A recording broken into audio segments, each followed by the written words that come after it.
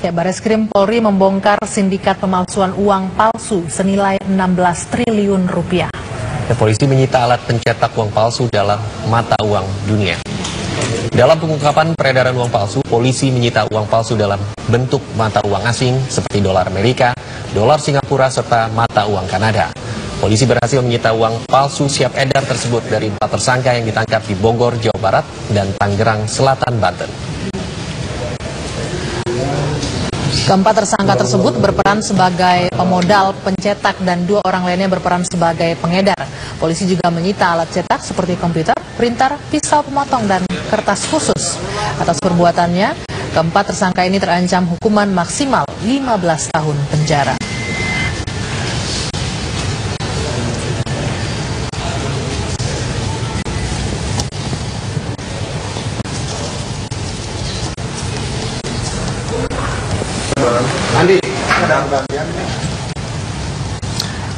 Lalu bagaimana perkembangan terkini mengenai pengungkapan kasus uang palsu senilai 16 triliun rupiah ini? Kita akan bergabung dengan Ramlan Hakim yang akan mengabarkan langsung dari Mabes Polri.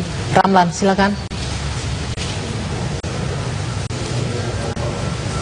Baik, kemajuan teknologi di Indonesia membuat peredaran uang palsu kian merebak. Salah satunya yang berhasil diungkapkan beberapa saat lalu oleh pihak Bareskrim Polri yang nilainya apabila dikonversikan ke dalam rupiah mencapai 16,2 triliun rupiah. Saya hari ini akan membahas hal tersebut bersama dengan Kasubdit Uang Palsu, Bapak Kombes Pol Agus Nugroho. Apa kabar Pak? Selamat petang. Alhamdulillah baik, selamat petang. Bapak, terkait dengan penemuan uang palsu, mungkin bisa diceritakan sedikit bagaimana sih Pak kronologis hingga akhirnya Bareskrim dapat mengungkap kasus ini? Ya. Terlebih dahulu ingin saya sampaikan ya bahwa pada prinsipnya tidak ada pengungkapan kelompok jaringan peredaran uang palsu yang dapat dilakukan secara kebetulan, melainkan harus melalui proses penyelidikan yang cukup panjang.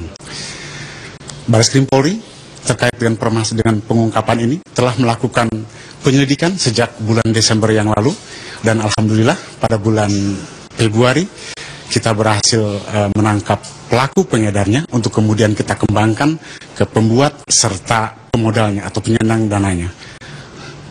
Jika dilihat dari uang palsu tersebut, memang keseluruhan uang palsu berasal dari negara luar atau negara asing. Apakah tujuan-tujuan mereka memang negara tersebut atau modus penjualan uang palsu ini justru kepada warga negara Indonesia, Pak?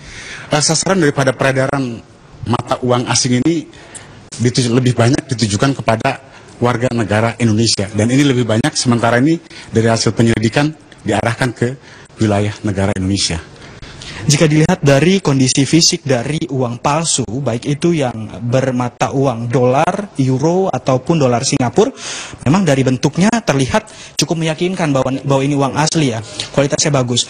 Mungkin bisa dikategorikan bahwa uang palsu ini mendekati dengan uang aslinya. Namun bagaimana caranya pihak Bareskrim menemukan hingga akhirnya bahwa menyatakan bahwa ini uang palsu? Seperti saya sampaikan di awal, pada awalnya kita mendapatkan informasi tentang adanya dugaan peredaran mata uang asli di wilayah Negara Kesatuan Republik Indonesia ini, khususnya di Jakarta. Ya. Untuk kemudian kita tindak lanjuti dengan penyelidikan sejak bulan Desember kemarin, ya, dan kita memang telah mendapatkan adanya peredaran ini, ya, sehingga bisa kita ungkap sejak bulan Februari yang kemarin. Yeah. Oke, mungkin bisa diinformasikan kepada pemirsa TV One bagaimana cara mereka agar mereka dapat berhati-hati membedakan antara uang palsu dan uang asli, Pak. Sebetulnya kalau terkait dengan masalah dengan mata uang asing ini bukan kompetensi saya, ya. Kompetensi saya adalah mata uang rupiah. Namun demikian, sedikit saya ingin sampaikan, saya ambil contoh saja. Memang ini kualitasnya sudah bagus ya. Bisa kita lihat di sini. Secara umum dia sudah menggunakan kertas hologram. Ini kertas Concord ya. Kemudian dia sudah menggunakan OVI, Optically Variable Ink ya, yang jika kita lihat dari sudut tertentu sebetulnya mengalami perubahan warna. Namun ini belum sempurna, dia tidak berubah warna ya. Kemudian bisa kita lihat lagi di US dollar sini ya. 100 US dollar ya, ini yang banyak digunakan ya Pak ya? Betul sekali. Dia sudah menggunakan benang pengaman atau security stretch ya.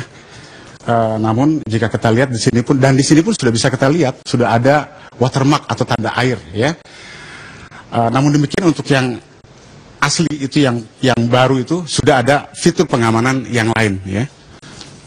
Dari uang palsu yang diamankan, kita juga melihat beberapa jenis unit atau unit alat yang digunakan untuk mencetak uang palsu tersebut. Kita lihat bahwa di sini ada komputer, ada printer, justru alat-alat yang sangat sederhana dan umumnya biasanya dimiliki oleh warga negara ya Pak ya. Ini bagaimana nih Pak? Memang semudah itukah membuat uang palsu tersebut atau memang jaringan ini sudah sangat profesional sehingga dengan menggunakan alat yang seadanya sudah dapat menghasilkan uang palsu yang bisa dikategorikan uang palsu mendekati uang aslinya Pak? Ya.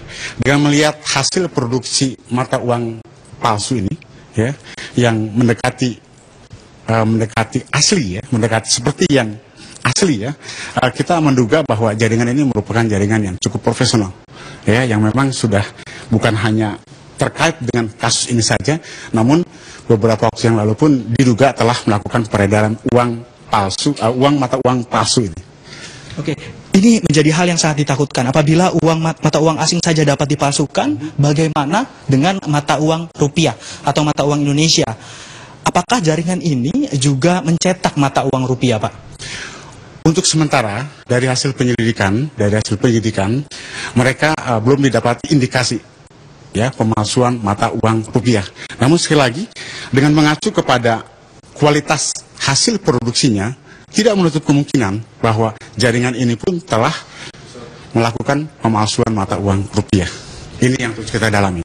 Kalau dari pendanaan sendiri, jika dilihat dari alat-alat yang tersedia, memang sepertinya tidak terlalu besar jumlah dana yang dibutuhkan untuk membuat uang palsu tersebut. Memang dari pengakuan salah seorang tersangka, sebenarnya pendanaannya kira-kira berapa sih Pak? 30 juta saja. Sekitar 30 betul, juta. Betul.